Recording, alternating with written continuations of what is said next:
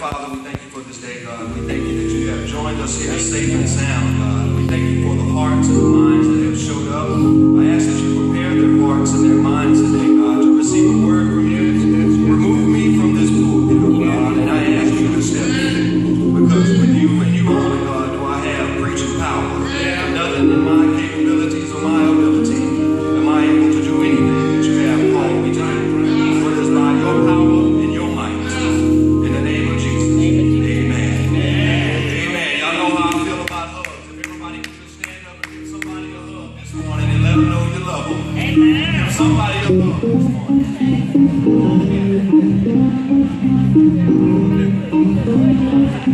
You gotta get it.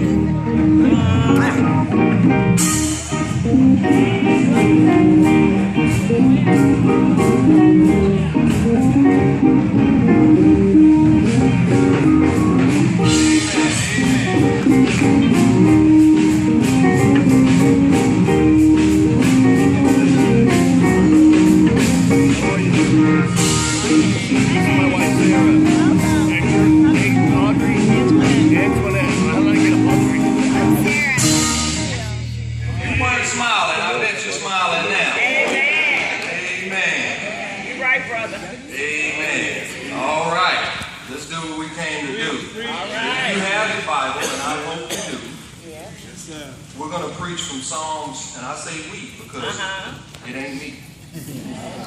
Psalm 84 and 10. It's singular, not plural. Psalm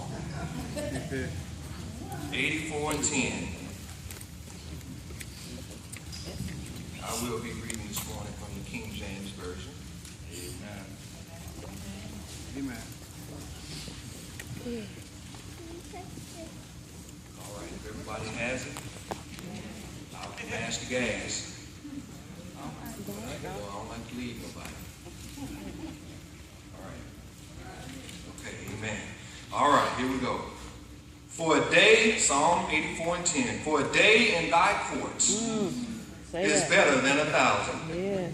I had rather be a doorkeeper in the house of my God than to dwell in the tents of the wickedness. I want to incite you with the topic title, I'd rather be a doorkeeper. The word incite means the power or act of seeing into a situation. So when you hear me open up and I tell you I want to incite you with the topic title, it's because I want to incite you, not excite you. If you get excited along the way, fantastic. But my goal is to edify and incite.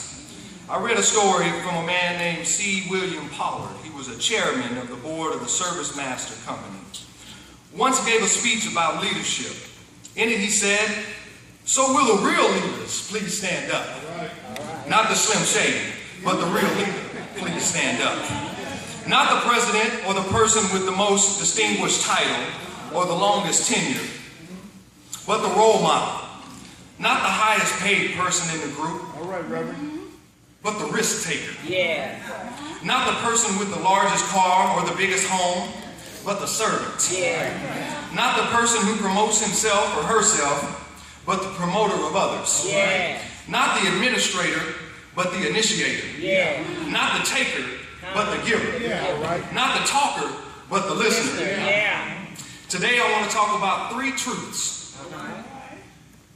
The availability of a servant, the assignment of a servant, and the attitude of a servant. All right. We're going to look at the availability, the assignment, and the attitude. All right. Now, to look at a little background about this, the author of this psalm is unknown, though it bears a strong resemblance of the 42nd psalm, and some can see some tendencies that this psalm might be from David. What we do know is it's dedicated to the sons of Korah. It says it at the top there. Right. To be adapted to them in music and to be employed in the public worship. It is to be observed, however, that there were not only numerous occasions in the life of David, but also in the life of other pious Hebrews, to which the sentiments in this psalm would be appropriate. And we cannot therefore affirm with certainty that it was composed by David. All right. The occasion on which the psalm was composed is apparent from the psalm itself. It was evidently when the writer was deprived for some cause now unknown of the privileges of the sanctuary. That cause may have been exile or sickness or distance or imprisonment. But whatever it was, the psalmist expresses his own deep feeling of the subject, the sense which he has of the blessedness of an attendance on the sanctuary and of the happiness of those who are permitted to attend. Regarding it as such, a privilege that even to be happy in being permitted to dwell near the altar of God. Psalm 84, 8 through 12 can be categorized in theme.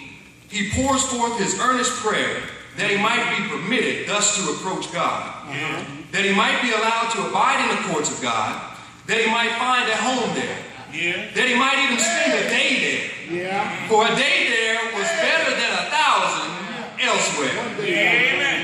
The whole psalm is a beautiful expression of love to the sanctuary, as felt by all who truly worship God. When I read this passage and studied a little deeper, because see, as preachers, we get the privilege of being archaeologists of the gospel. An archaeologist is responsible for exposing those things which weren't seen before the digging began. So when I read this passage and studied how deeply the sons of Korah would have rather been a doorkeeper than to dwell in the tents of the wicked, the word servant kept popping in my mind. It kept repeating, like someone had put my mind on repeat. Or whenever you had a CD that you didn't really take care of and it began to skip in that one spot. Adrian Rogers says we are saved to serve. Jesus himself said in Matthew 20 verse 28, just as the Son of Man did not come to be served, but to serve, and to give his life a ransom for many. So here we have the Son of Man. He did not come to be served, but to serve. Jesus highlighted and epitomized being a servant. The word service here is diakonia. The word servant, and some translations say slave, is our English word for deacon. We first see the word deacon used this way in the book of Acts. And the 12 summoned the full number of disciples and said, it is not right that we should have to give up preaching the word to serve at the tables. Acts 6 and 2. The men were giving themselves to feeding the flock and preaching and teaching. Realized that it wasn't right for them to leave those activities to wait on tables and put them in place. So they found some other men that were willing to serve and put them in place to minister the church's physical needs, while the elders and pastors ministered to the spiritual needs.